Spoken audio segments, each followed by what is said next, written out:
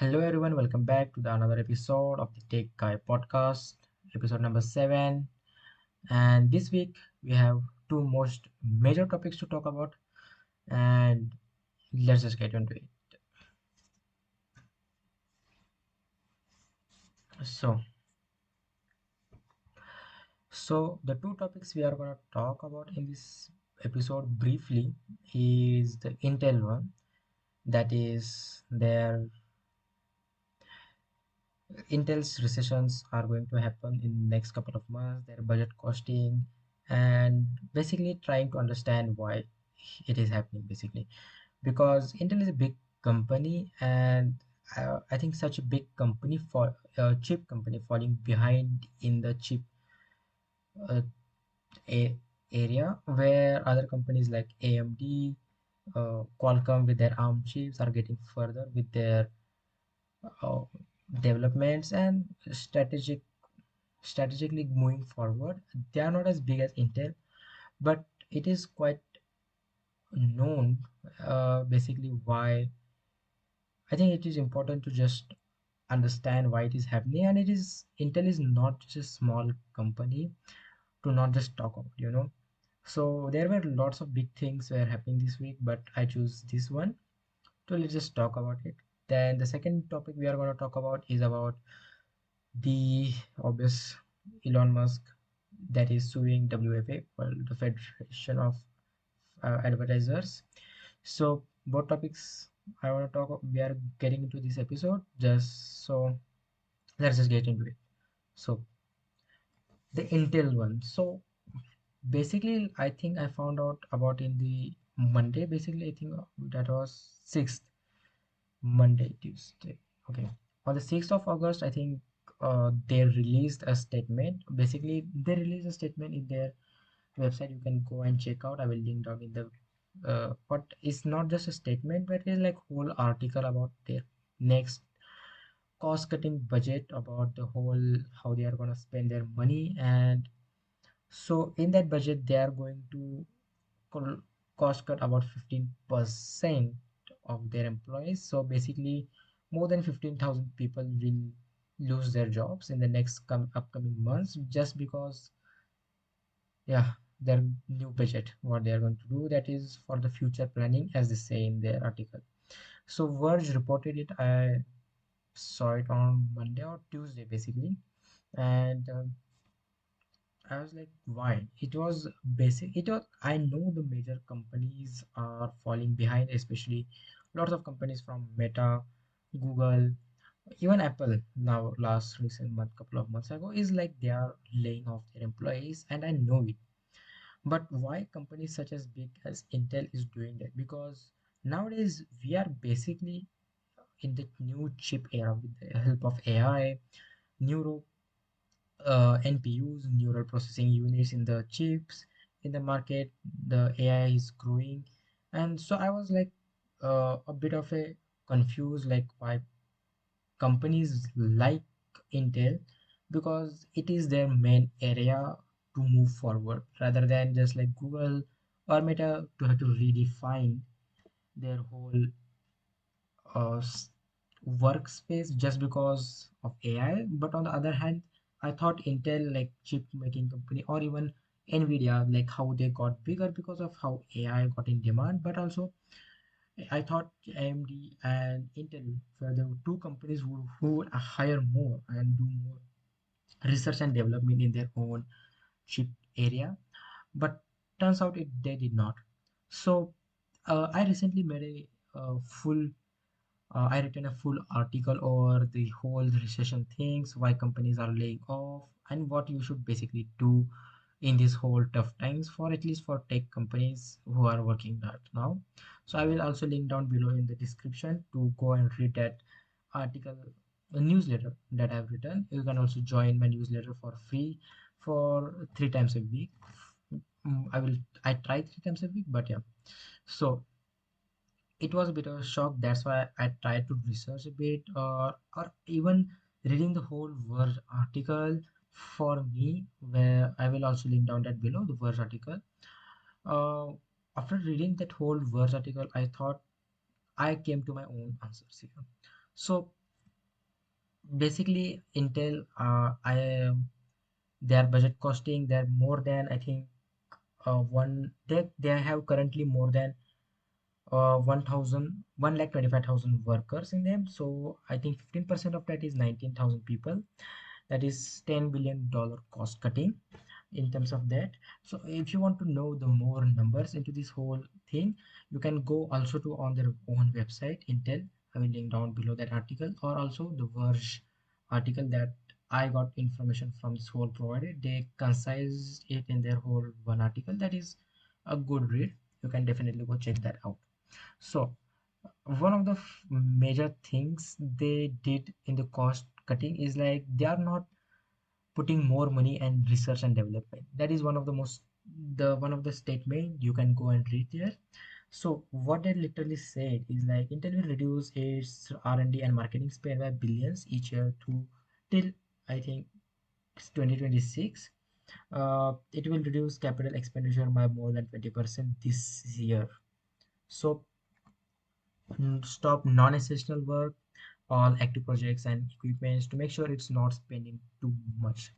So it obviously every company does that to cost cut, to do their budgeting well, like every company did, especially for last couple of years they do it. So one of the things that a bit of a shock here, I will definitely say, was R&D department not spending money over there, because I thought they should be working more on R&D.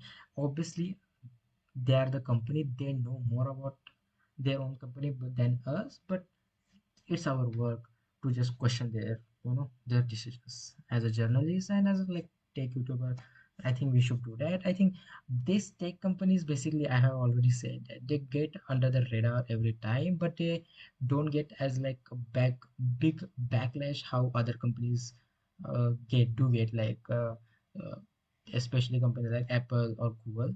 This chipsets making companies does not get into that limelight. But that's why I have wanted to talk about this topic. There was a big couple of news 2 days ago, but we will talk that the next episode about Google, what is basically happening. That is crazy shit. So R&D was confusing for me, basically because I thought they should be working over their AI chips. They are working on their AI chips. It is profitable, they said in their statement. But I thought they should be working on their ARM chips, because how Qualcomm has entered this year with one of the most best chips they can give, and it is actually uh, giving competition to the MacBook M series, M3 especially. So, but on the other hand, uh, if you see on base of consumer, seeing from the our like on the consumer side perspective, ARM-based processors are really best for the laptop performance, basically, because with the help of ARM-based processor, the heat controlling, the battery performance had definitely boosted up. And we have, and basically it has been proven in our mobile systems, and it was a kind of a difficult task to get into those things, especially companies were not trying to get into that much. But I think in that whole period where ARM processors were not a big thing, Apple dropped their whole M series and cutting off whole Intel lineup in their whole MacBooks, even Mac Studios. So when M series M1 launched, it was really well received, especially by the Apple audience who were using Apple products and were transitioning from i9 to M1 series specifically. And it was well received. It was crossing benchmarks, specifically on laptops. So it was really good. They nailed it. But still, after that, I thought Intel would have stepped into the trying to step into the ARM chips, because Apple has stepped on and proved that ARM processors can get better. But on the other hand, Intel didn't try to get into that market. It has been now on still this 3 years from now. 3 years has been passed, and Apple is still working there great with their M1, M2, and M3 chip, and they this year launched their M4 lineup, and will be launching in the next September in next month their event. But Intel is still behind, not just with Apple in terms of ARM chips, but I would also go further and say with their not regular chips like their latest 13th and 14th gen, specifically their K and S and K and F series and KF series of, I think these whole models are now getting into trouble. So last couple of in the last month, I heard this news specifically Intel's 13th gen and 14th gen uh, processors, that is they are having a huge problem in terms of that because of not booting the processors. I did not want to go to in details, but they are having a big problem. But with because of that, what has happened is lots of people are facing issues, and Intel says they are going to do a patchwork over there too. But most of the articles I have read is especially the verge one I read where they say there is no fix for Intel crashing 13 and 14 gen. Any damage is permanent basically. So Intel is also lagging behind a 13th and 14th gen. And it's just not that this one incident. Specifically, I want to recommend you guys the latest Linus Tech Tips videos about how AMD's new processors specifically are beating Intel's latest gen chips in terms of performances. So I would highly like you to go and watch that video. I will link down in the description that too. So it has been Intel has been falling step by step downfall for last 3 years. Apple moving forward with their M series and cutting off whole Intel's lineup in their MacBooks. AMD getting good every year with their whole processors specifically. Then there comes Qualcomm specifically this year with their ARM-based processor to come into the Surface Pros, that is Microsoft laptop, new AI era laptop, where they are doing really good. Specifically, the reviews are really good. The Qualcomm ARM chips is been working great. So on the all side, it you can see that Intel is the kind of a low point at their journey in terms of chip company, because every company we can say is moving forward, and when it comes to Intel, they are not want they do not want to go to specifically ARM based chips because they think the CEO of specific CEO of Intel thinks that it is not a path where they want to go, and people will eventually come to the x86 specifically processors in the end. And but it has history has told us like past 3 years it has gone wrong. Even the mobile industry, you can see those processors are doing so well. So it is a bit kind of and confusing to see what kind of decisions these big head head managers, you can say, or these big people take in this whole one of the most biggest companies in the world. And first of all, I would like to say is like that is why I said when was confused when they were not working on their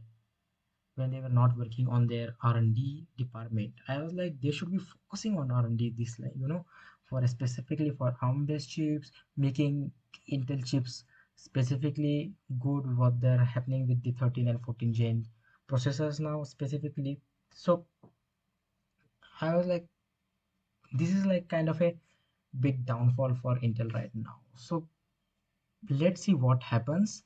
But this is like I have wanted to talk about this for a long, not long period, but at least specifically from the last couple of months, because when I saw that Qualcomm is coming, ARM processors coming to Surface Pros, AMD chips are getting good in terms of performance, people are preferring those, and everyone is cutting off just Intel specifically on their chip market size. I was like, okay, it is getting a big problem. And specifically in terms of Microsoft, because Microsoft is a company where, because why am I bringing Microsoft here in this whole conversation? Because they are one of the most biggest partnership having with Intel with the whole chip market, because Microsoft uses Intel chips for a longer period of time. Their laptops has been used, but with the Microsoft partnership, basically,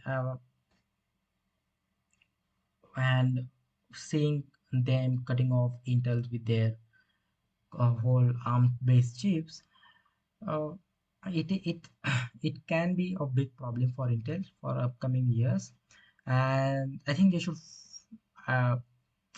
think they should just focus what actually your consumers want. A really good processors. It, I think I'm not saying that they should go towards the ARM processors, but I think they should consider how good they are and try to overcome with their whole what is happening with their own chips right now and work for the better ones. Because on the other hand, their GPUs were specifically Arc, Intel Arc, they are working on that, but it has been under the radar, and it has not been surprised for they haven't surprised with us any kind of new GPUs or any big performances in terms of Arc. They are coming. Announced they are announcing their GPUs, but let's see what happened in that era. So it is a big deal. Lots of people are getting laid off.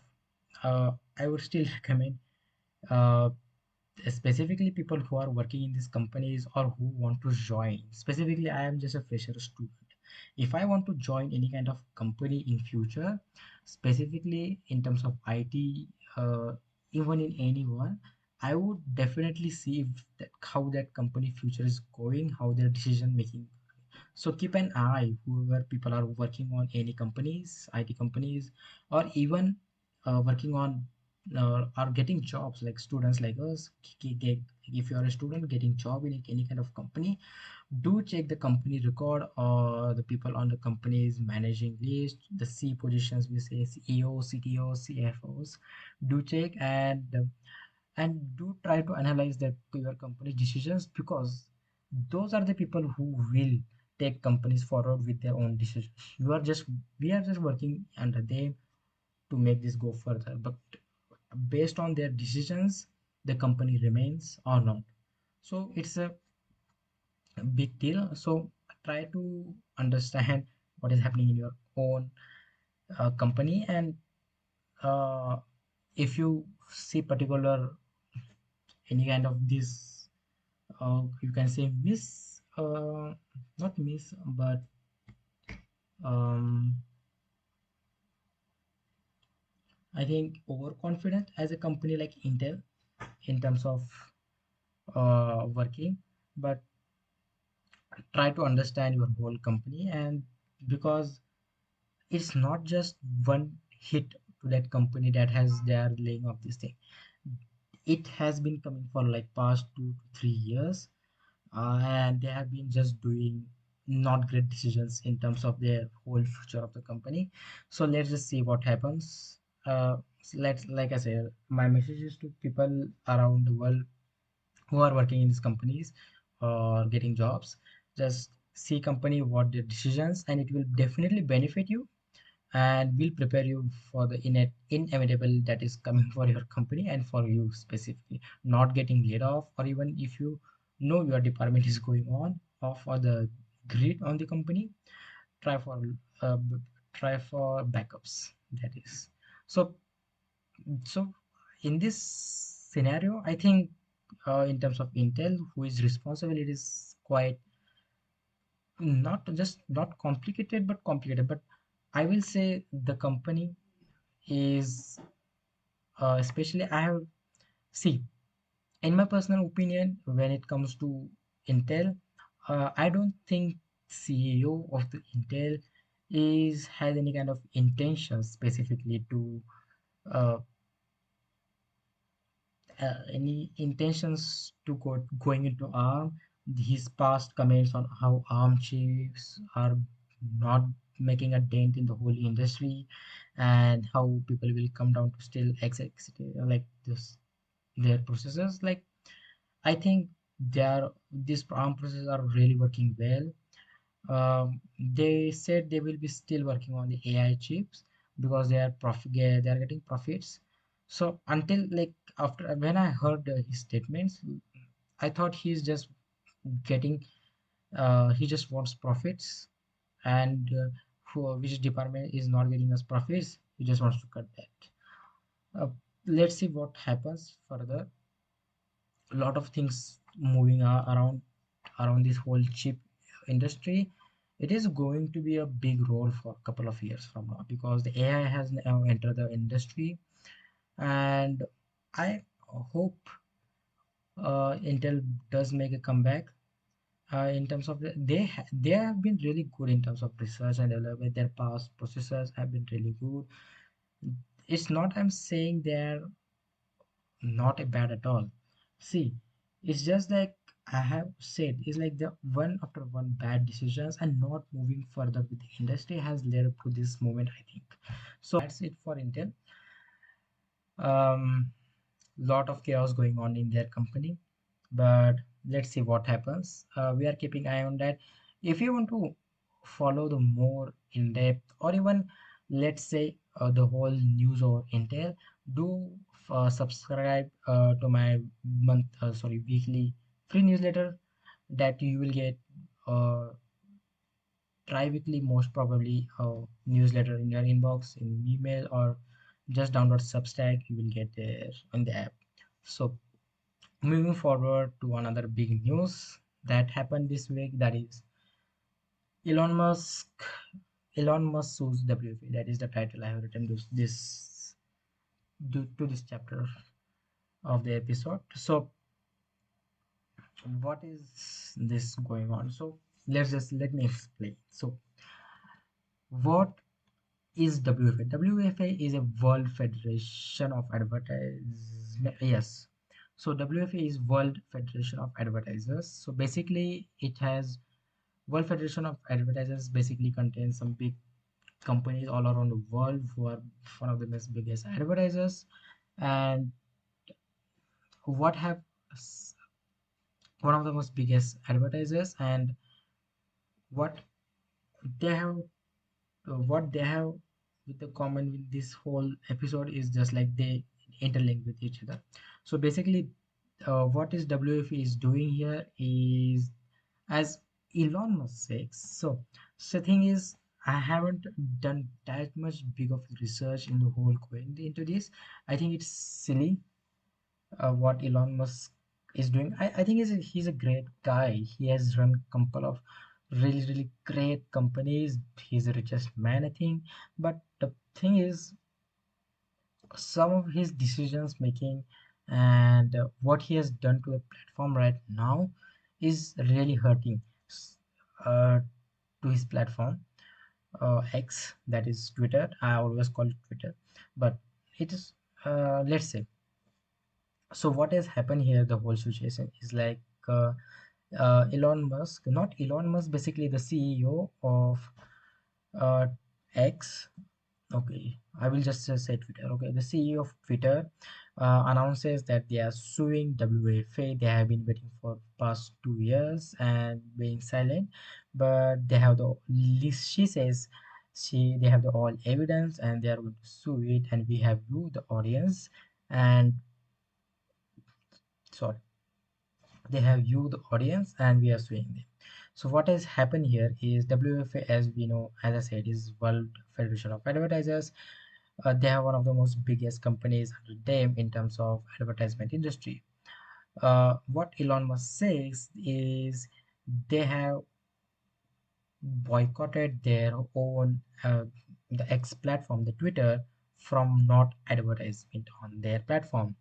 So if you are under the radar of, or if you don't know the whole business models of social media, is the only the biggest revenue of them is the advertisement industry. So people put ads on the social media, and this how basically the social media works in terms of revenue wise. That is the biggest revenue they have. So what the WFA has done is basically boycotted the Elon Musk app, I will just like say Twitter. Elon Musk, they have boycotted the Twitter to not advertise there. But why? So WFA has their own specific rules under the what or which platform or where they want to advertise this whole their ads, because they are one of the most biggest company around the world. So they have their own guidelines to where they want to advertise their own content and own products. So X, particularly Twitter, uh, after taking Elon Musk taking over Twitter, he has basically just said free for all. Free for all. Basically, it is free speech. Under the name of free speech, what has X become now is basically the hate or toxicity of the whole internet, I will definitely say.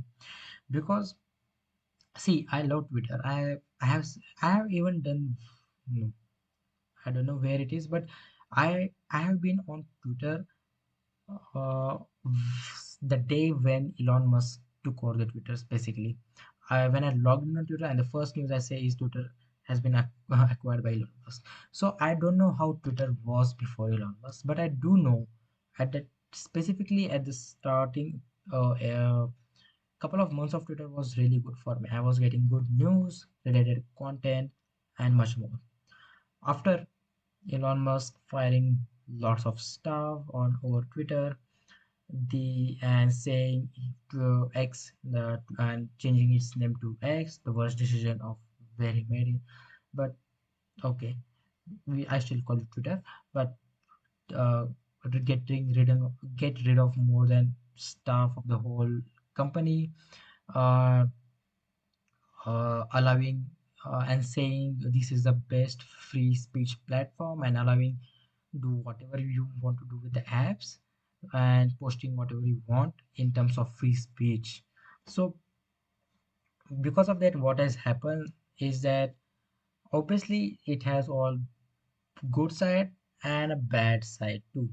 So basically what is happening with the whole free speech thing, the whole app has become toxic in terms of uh, people, or in terms of post, basically when we go see there. So and even the app pushes the more controversial things, drama, whatever going on all over the world, and even tries to do even tried at the point even tries to pushes those content to the users that they are not even involved. It has happened to me a couple of times, like happens now on a daily basis. Basically that the especially the for you page of Twitter basically saying the content that I don't want to. So hate speech, toxic environment, blah blah blah, lots of things. And specifically the these decisions that did not come into under the guidelines of this WFA company organizations, and they just boycotted this company. So when the boycott was happening, specifically companies like Disney, where they do advertise most of the things, and they are one of the most heavy advertisers in the industry, boycotted the whole platform. And I don't think they still do it, but they boycotted the whole platform.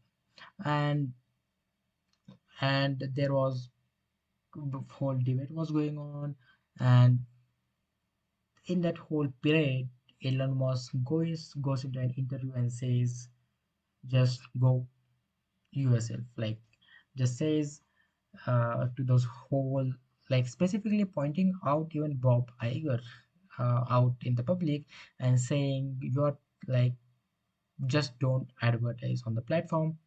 And this kind of behavior I don't think they did take it positively, obviously not. And they did boycott, and from that period it has not been a good time for X specifically. But X did announce couple of days ago that they have been again reconsidered in the WFA guidelines, and they are ready to go in the whole advertisement, and they have been reconsidered by WFA to advertise. But after a couple of days, uh, what they do, they sue WFA, and just say they have been boycotted the thing. And what X wants from this whole uh, thing is the money they have lost from not getting advertised from these companies. It's like a silly thing, that's what I say. So, and now the whole story is in our hand. I tried to do couple of, there were lots of couple of gaps in here, but these are the couple of major events that has happened in the whole platform. And that platform, especially Twitter, is, I think, in a good, not a good position right now because of past Elon's behavior. And sorry, because of past Elon's behavior, his tweets, his interviews, like I said, and now this whole thing happening. But is this even uh, the lawsuit applicable, or are there any chances to win? There are rare chances to X even win this whole lawsuit. The reasons are simple. So, if you didn't still get, X is suing WFA because these companies have boycotted not to advertise on its platform because that platform don't come into their guidelines. So basically, they don't want to advertise there because their companies don't, Twitter don't follow their guidelines, and it because of hate speech and lots of toxicity there. So they can choose where they want to advertise. First of all, I will say there of I will link down the word article or whole situation here. They have explained it, and also if you want to read that, so where I got the news, so I will link down there too. And so, like I said, these companies, they have the companies that have boycotted the whole Twitter, they have their own right where they want to advertise. So they can't be sued, first of all. First, even though they sued, it is likely to win. And even if they win, on what basis, I will say, but even if they will, I don't think they are getting money from these companies. So it is a big case will be going on. But after the whole suing incident, lawsuit incident, Elon Musk also tweeted about the companies that have been boycotted from this WFA organization. Please considering doing a lawsuit.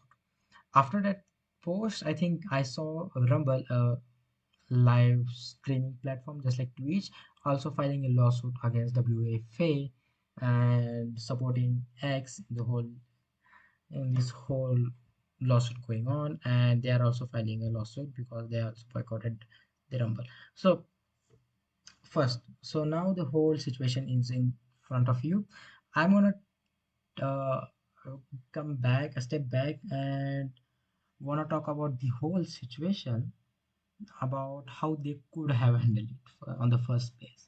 So X went to Elon Musk announces where this. So when Elon Musk announces that this platform will pushes more the content that not other platforms are pushing, especially in terms of politics, in terms of war related content or war related posts, content that is not good for viewers, like you can say those explicit content. So he says he wants kind of free speech for everyone to say. And I agree with him, like we definitely need free speech, but in the name of free speech, what has become on the platform is the toxic environment. And with this toxic environments, there has been lots of unintentional posts or even intentional posts from the people that just want to get basically replies, views, like a cloud farming, like I think that the term is right, cloud farming on the post. So basically they just want audience. So when this whole things happens, especially the advertisers who want to advertise, let's say I am an advertiser and I see Twitter and I go guide go to Twitter and see that there is lots of toxicity there and lots of hate speech is going on, explicit content has been posted, and there is no control over that. So as an advertiser, I don't want to advertise on a company like X, Twitter, on a social media platform, because there is no control where my ads are going to show. I don't want to I don't want my ads to be shown under the post of where our companies uh, where my company's guidelines don't agree with them. So it is a big thing for advertisers because they are one of the most biggest brands in the world. So that is why these companies don't want to advertise on X because of hate speech, and they don't have control over the ads they have. Their ads will be shown under this hate speech thing or toxic comments. So that's why these companies boycotted specifically the X platform, because they don't have control.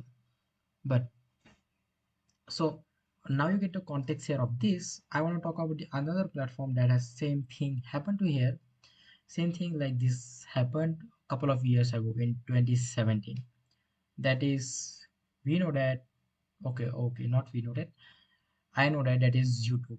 So on in 2017, YouTube did go from similar phase what is X going on. This whole WFA companies also boycotted YouTube in 2017 about like overall boycotted YouTube of not advertise or not advertising them uh, in the platform, and the reason was same: uh, hate speech, toxicity on the environment, and really weird stuff happening. So so in 2017, what was happening? YouTube was totally different what we see now. There was no kind of a big control over the content that has been posted, or uh, even to the point where there was so much kind of an bad content was on YouTube. And the reason I'm not using specifically those words, I do not want to use it. YouTube doesn't like it to use right now, but bad stuff. Okay, the reason I'm only using specific here on this whole chapter only hate speech and toxic comments, because or I don't want to even use those words because I don't want my video to get demonetized. But those are really naughty stuff where companies want to advertise their stuff. So in 2017, YouTube did really go through the same phase where a video was posted there, couple of videos were posted, and on the comment section how hate was going on and very really weird stuff was going on the YouTube. So when the companies saw that and really were enraged and basically pull out their whole ad and give a statement where that we don't support what is going on the platform, and that's why we don't want to advertise it. That's what the statement from these advertisement companies. So and immediately YouTube's first response was to apologize there, and first of all, the videos that these companies were concerned about, first of all, pull those whole videos back the first day. So you can literally see the difference how YouTube handled in 2017 and now Elon Musk is handling this, but or handle in a couple of years. But YouTube pulled down the whole videos, those whole comments were gone, the whole videos basically was gone, and and then specifically YouTube uh, did going to research, did so what YouTube did is basically gave advertisers more control on their ads. So what they did is like they developed tools for advertisers to run specifically their ads on specific videos, targeted audience. So if a company has those kind of if a company have if a company have basically uh, wants to target specific type of audience, they can do it, and they definitely can avoid those specific videos that their company's guidelines get won't affected by advertising on specific content. So they can also target specific audience in terms of advertisement. They can say that we don't want to advertise our stuff on this kind of videos, so they don't get advertised. So this is the model where YouTube worked for past couple of years, and it has been so refined. Nowadays, you can see specifically when the new phones, the tech industry, whenever they come specifically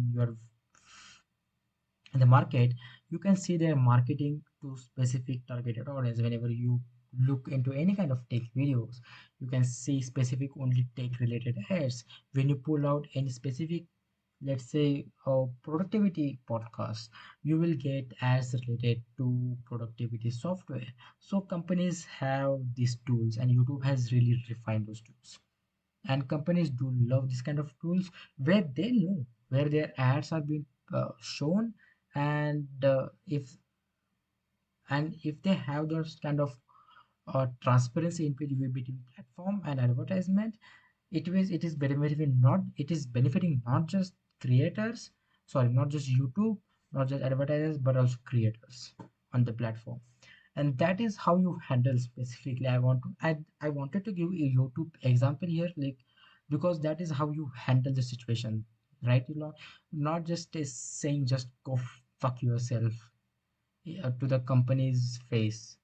Okay, so that is basically what I wanted to tell here from this whole both scenarios, like how one company, both are companies where lots of advertisement work comes. And uh, I think what I was trying to say is like it was a matter of time that these companies would do this kind of stuff. And let's say I don't think there is chance for, especially on the X side, to win. Even if they win, I don't know how they will win it, because I have read couple of articles, and these companies like uh, these companies like WFAs are protected by the First Amendment, the right to advertise, basically. So let's see how the court ruling does. And this was not just one court ruling of this week. Google also had their first loss in this week, but we are not going to talk in more detail in this week. We are going to talk about that in the next episode next week. First of all, this episode was going to be the meta specifically episode, the whole meta episode about Instagram, about creators of Instagram. But this whole thing happened, and I was like, let's postpone those videos. But I was going to talk about that, but that's why, let's say, we will talk in the next couple of podcasts, because next week there is going to be the Pixel event. Not next week, like I think tomorrow or today only, on the 10th of August, there is going to be Pixel event. I'm excited for that. I'm excited specifically for the tablet. What is the next lineup in that?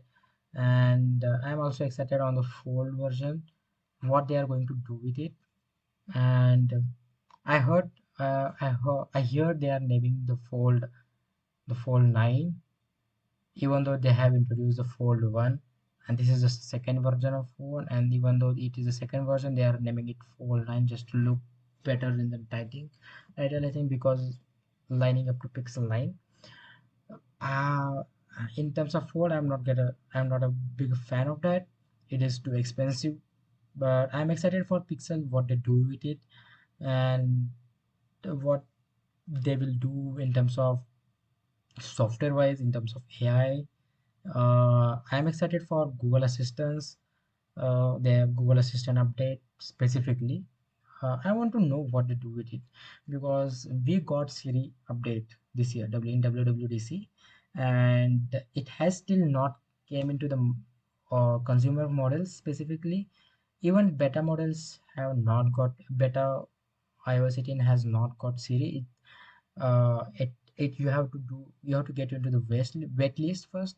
But I'm excited for specifically Siri, and again, Google Assistants. One of my favorite uh, AI assistants can be the Google Assistant, because it has proven itself in the past for me. Excited for that. Excited for watch specifically this time, because what Samsung did with their watch was okay. I was not expecting that much from Samsung this year in terms of watch. The ring was good. We talk about ring, but I'm expecting not too much from watch, but I am expecting a little bigger watch, like say 45 or 47 mm, and I like the design of the watch, but I want the bezels to be again a bit of smaller. It is too much. I know I don't use watch right now, but if they get this watch right in terms of like if they have features like, let's say, not features like, they do have good features, but I use iPhone basically, and I don't want to use Apple Watch just because it is rectangle in shape, square shape. The circle shape, I really like the circle shape of Pixel phones. So if they are compatible, good compatible Apple, it would be great, because Android, it is not your thing to, constrain like how Apple does with their products. But let's see. I don't think that will happen. But if it is a good watch, I will definitely try to think to buy it. On the other hand, I think Pixel tablet, excited. Pixel 9, excited about the software and the Google Assistant, what they are gonna do with it, and the AI also. Fold, let's see, because first Fold version was good in terms of form factor, but it was not in good when we compare, because it is coming from Google. Google is known for their software and the whole software things, how they do it with. And when I saw the reviews, it was not that much kind of a big deal. Even Samsung or even Razer phones are getting better in terms of uh, the price point and the service they are delivering. So I think that's it for Google. I think I'm excited what they are going to do. I'm going to be light. If you if you don't if you want to know me more, or like basically want to contact me, do follow me on Twitter. I am most probably active more on Twitter or even Threads. I will link down both below, and I also live tweet specifically what is happening on the event. So if you will get more feedback and my live reaction there also, about those products getting launched. But yeah, this is it for this week's episode. I think lots of stuff is happening, but I wanted to only do this couple of two things in this week. There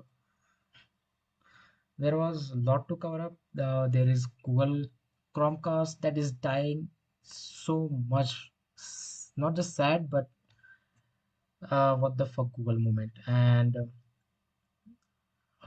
it was not surprise that is coming from Google, but we will talk in the next week. Also, Google lost a new their first lawsuit, and let's see about that. I'm gonna go deep research in that, because that is going to be a big episode. I think next week. I think this next week is going to be Google episode, man. The Pixel event, Google's getting their first case lost in the court, DOJ, I think, and their Chromecast dying. Let's see. I think next episode is Google episode. Okay, I think that's it for this episode. I hope you like it. It was informative. I will see you guys in the next week pod. We will be discussing the Google event, whole Google episode. That's it. See you guys in the next week. That's it for today's. See ya.